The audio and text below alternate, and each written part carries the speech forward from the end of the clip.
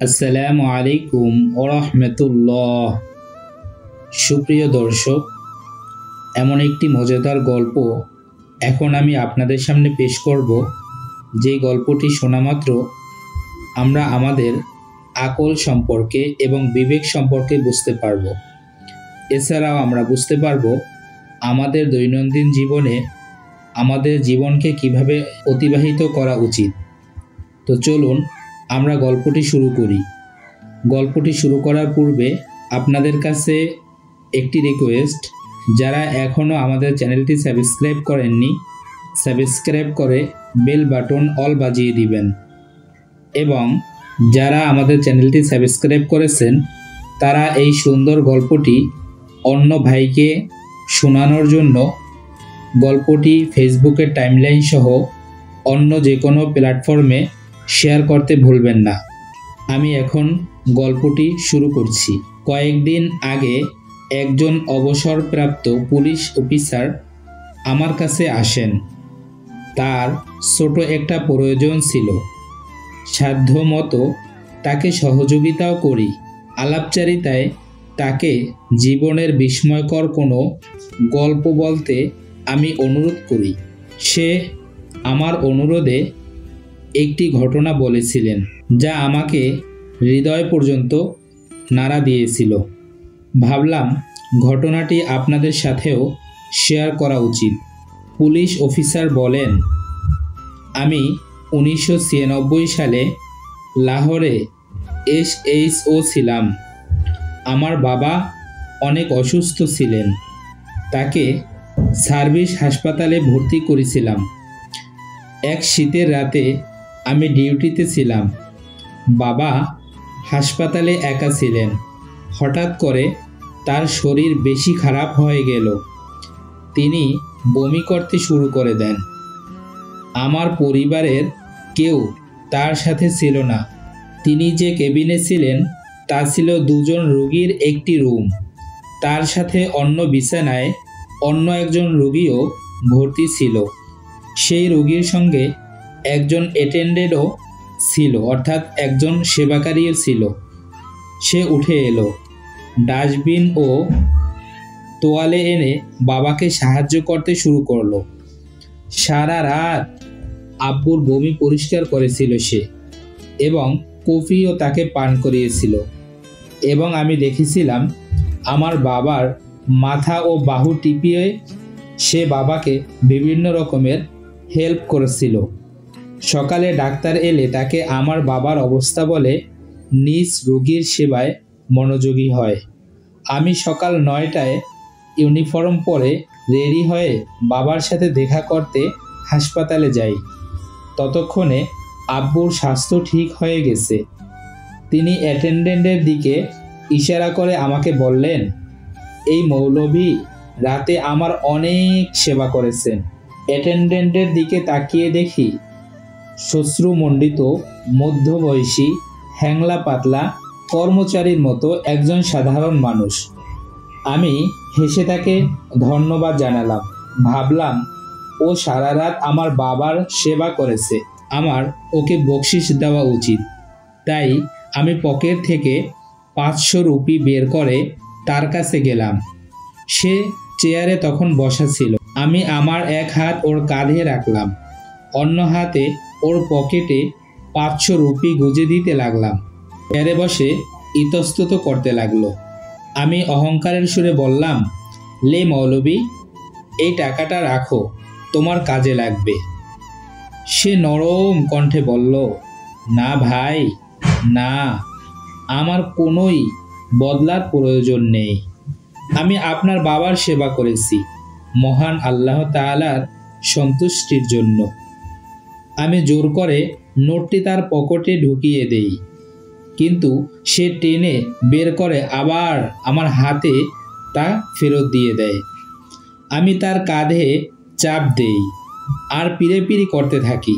তাকে বলছিলাম, ও মৌলভী, ছাড়ো, জিদ করিও না, রেখে দাও, তোমার কাজে লাগবে। কিন্তু সে বারবার একই কথা বলছিল, আমার কাছে আল্লাহর দেওয়া অনেক সম্পদ আছে, আমার পয়সার দরকার নেই। রাতে দেখলাম আপনার বাবা একা কষ্টে আছেন। আমি অবসর ছিলাম, তাই আল্লাহর সন্তুষ্টির জন্য তার খেদমত করেছি। আপনারা শুধু আমার জন্য দোয়া করে দিন, এছাড়া আমার অন্য কিছুর প্রয়োজন নেই। কিন্তু আমি থামিনি, যে করেই হোক তাকে পয়সা দিয়েই ছাড়ব। পুলিশ অফিসার থামলেন, তার ভেজা চোখ ও ভারী গলা পরিষ্কার করলেন। তারপর বললেন, মানুষ ক্ষমতায় থাকলে তুচ্ছ তুচ্ছ বিষয়েও গো ধরে, সেসব উপায়ে বাধ্য করতে চেষ্টা করে। আমিও গো ধরে বসেছিলাম, কিন্তু মৌলভীও আমার চেয়েও অনেক অনেক বেশি জেদে ছিল। সে কোনোভাবেই মানছিল না। আমি তার পকেটে রুপি রাখছিলাম, আর সে কখনো আমার পকেটে আবার কখনো হাতে গুঁজে টাকাটি ফেরত দিচ্ছিল। এইভাবে ধস্তাধস্তির মধ্যে আমি তাকে জিজ্ঞেস করি, মৌলভী, তুমি কি কাজ করো? সে উত্তর দিল, আমি মানুষের সেবা করি। সে আমাকে তার পেশা বলতে চাচ্ছিল না। তখন আমি তার জীবিকা উপার্জনের মাধ্যম জানতে জেদ করি। আমি বারবার তার পেশার কথা জিজ্ঞেস করতেই থাকি। কিছুক্ষণ ঘোরানোর পর বলল, আমি কাছারিতে কাজ করি। মনে হলো আদালতের কোনো আরদালি অথবা কোনো উকিলের চাপরাশি হবে হয়তো। আমি আবার তার মুঠিতে 500 রুপি গুঁজে দিয়ে তার মুঠিটি উপর থেকে চেপে ধরি। অহংকারের সুরে আবার জিজ্ঞেস করি, মৌলভী, তুমি কাছারিতে কি করো?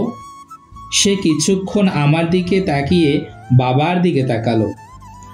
একটি দীর্ঘশ্বাস নিয়ে নিচু স্বরে বলল, আল্লাহ আমাকে ইনসাফের দায়িত্ব দিয়েছেন। আমি লাহোর হাইকোর্টের একজন মহান বিচারক। বিশ্বাস হলো না। আমি জিজ্ঞেস করলাম, কি বললে? তুমি একজন বিচারক? সে ধীর কণ্ঠে বলল, হ্যাঁ, আমার নাম মুনির আহমদ মুঘল। লাহোর হাইকোর্টের বিচারপতি আমি। এ কথা শুনে আমার হাত থেকে 500 রুপি পড়ে গেল। আমার যে হাত 15 মিনিট ধরে তার কাঁধে ছিল, তা কাঁধের উপরেই জমে গেল। এছাড়াও আমার চোখে অন্ধকার হয়ে গেল, কণ্ঠস্বর ফ্রিজ হয়ে গেল। বুঝতেই পারছিলাম না এখন কি করব। বিচারপতি বড় আদর করে কাঁধ থেকে আমার হাত নামিয়ে আনলেন, উঠে দাঁড়ালেন এবং ঝুঁকে 500 রুপি তুলে আমার পকেটে আবার রেখে দিলেন। তারপর পরম মমতায় তার রোগীর দিকে ইশারা করে বললেন, তিনি আমার বাবা। আমি সারা রাত তার সেবা করি, মলমূত্রও পরিষ্কার করি। রাতে দেখলাম আপনার বাবা একা পড়ে আছেন এবং তার স্বাস্থ্য অনেক বেশি খারাপ হয়ে গিয়েছে। আমি তাকে নিজের বাবা মনে করে সেবা শুরু করে দেই, আর এজন্য শুকরিয়া জানানোর কোনোই প্রয়োজন নেই। একথা শুনে আমি লজ্জায় মাটির নিচে চাপা পড়েছিলাম, কারণ আমি সামান্য SHO, আর আমার কাছে বাবার জন্য কোনো সময়ই নেই। আমি তাকে একা হাসপাতালে ফেলে বাসায় চলে গিয়েছি, অথচ হাইকোর্টের বিচারক নিজ বাবার সঙ্গে আমার বাবারও সেবা করেছেন, তার বমিও পরিষ্কার করেছেন। আমার তখন ডুবে মরে যাবার মতো অবস্থা হয়ে পড়ল। আমি তার পায়ে পড়ে যাই, কিন্তু এই মহান ব্যক্তি আমাকে তুলে নিয়ে বুকে জড়িয়ে ধরেন। পুলিশ অফিসার কাঁদতে লাগলেন। আমি তাকে জিজ্ঞেস করলাম, এরপর কি বিচারপতির সাথে আপনার আর কোনোদিন দেখা হয়েছিল? তিনি শক্ত গলায় বললেন, অনেকবার দেখা হয়েছিল। জীবনে আমি তার চেয়ে ভালো, দিনদার, ইমানদার ও নির্ভীক মানুষ আর কখনোই দেখিনি। তার পুরো নাম বিচারপতি ডক্টর মুনির আহমদ খান মুঘল। তিনি 2টি PhD করেছিলেন, একটি পাকিস্তান থেকে, অন্যটি জামিয়া আল আজহার মিশর থেকে। দ্বিতীয় PhD করার জন্য তিনি নিয়মতান্ত্রিক আরবি শেখা শুরু করেন। এছাড়াও তিনি দেশীয় ও আন্তর্জাতিক আইনের উপর 24টি বই লিখেছেন। এই সমস্ত কাজের পাশাপাশি তিনি মামলা দ্রুত নিষ্পত্তির জন্য অনেক বিখ্যাত ছিলেন। আমি চুপচাপ শুনছিলাম, পুলিশ অফিসার বললেন, বিচারপতি ছিলেন দরিদ্র পরিবারের। এলএলবি করার পর ম্যাজিস্ট্রেট হিসাবে তিনি নিয়োগ পান। তিনি ছিলেন কঠোর পরিশ্রমী। ম্যাজিস্ট্রেটের দায়িত্ব পালনকালে তার কাজ ছিল কম, তাই আদালতের কাগজের অপর পাশে কালেমা লিখতে শুরু করেন। তিনি সারা দিন কালিমা তাইয়্যিবা লিখতেই থাকতেন। আর সম্ভবত এটাই ছিল অনুশীলনের প্রতিদান যে আল্লাহ তার শক্তি ও সময়ে অনেক বেশি বরকত দান করেন। চাকরির সময় একটি পিএইচডি করেন, তারপর আরবি শেখেন, জামিয়া আল আজহারে ভর্তি হন। আদালত শেষে আরবি ভাষায় থিসিস লিখে মিশর থেকেও পিএইচডি লাভ করেন। তিনি প্রতিটি নতুন আইন পড়তেন এবং এর সাথে সাথে দ্রুতই সেই আইনের উপরে বই লিখতেন এবং নিজেই সেই বইয়ের কম্পোজ করতেন। এই সমস্ত কাজের কারণে আদালতের কার্যক্রম কোনোভাবেই ব্যাহত হতো না। তিনি দ্রুত মামলা নিষ্পত্তি করতে পারতেন। তিনি সারা জীবন বাবার সেবা করে নিজেকে উৎসর্গ করেছেন।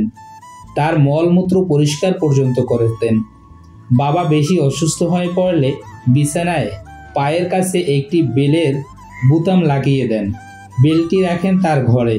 প্রয়োজন হলে বাবা বোতামে চাপ দিতেন আর তিনি বেলের শব্দ পেয়ে দৌড়ে বাবার কাছে চলে আসতেন। নিজ স্ত্রীকেও বাবার সেবা কখনো করতে দিতেন না। আমি তার কাছে বিচারপতি সাহেবের আরও ঘটনা বলতে অনুরোধ করি। তখন পুলিশ অফিসার হেসে বললেন, একবার তার আদালতে সম্পত্তি সংক্রান্ত একটি মামলা আসে।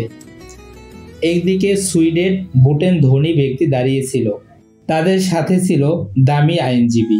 অন্য পাশে একজন জীর্ণ শীর্ণ প্রবীণ লোক, তার উকিলও গরিব ও সস্তা। বিচারপতি কয়েক সেকেন্ডের মধ্যে ব্যাপারটা বুঝতে পারলেন। তিনি বৃদ্ধকে জিজ্ঞেস করলেন, বাবাজি, আপনি কি করেন? প্রবীণ লোকটি উত্তর দিলেন, আমি একটি প্রাইমারি স্কুলের শিক্ষক। একথা শুনে বিচারপতি দাঁড়িয়ে গেলেন। বললেন, মাশা আল্লাহ, আজ আমাদের আদালতে একজন শিক্ষক এসেছেন, তাই এই শিক্ষক চেয়ারে বসবেন। তার সম্মানার্থে আদালত আজ সারাদিন দাঁড়িয়ে কাজ করবে। এরপর তাই ঘটেছিল। সেই প্রবীণ শিক্ষক চেয়ারে বসেছিলেন আর বিচারপতি তার স্টাফ ও আইনজীবীদের সাথে দাঁড়িয়ে দাঁড়িয়ে কাজ করেন।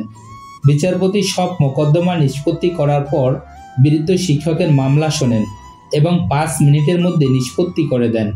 জিজ্ঞেস করলাম, বিচারপতি সাহেব কি হায়াতে বেঁচে আছেন? উত্তর ছিল, হ্যাঁ, তবে তিনি অসুস্থ এবং পক্ষাঘাতগ্রস্ত। পুলিশ অফিসার মানিব্যাগ থেকে 500 রুপির পুরনো নোট বের করলেন, আমার সামনে রেখে বললেন, এই সেই 500 রুপি। আমি আজও আমার পকেটে তাবিজের মতো তাকে রেখে দিয়েছি। আমি নোট হাতে নিয়ে চুমু খেয়ে ফেরত দিলাম। তিনিও চুমু খেলেন, আবার মানিব্যাগে রেখে দিলেন। ওটা আসলেই তাবিজ ছিল। একজন সত্যিকারের মানুষ তা স্পর্শ করেছিল।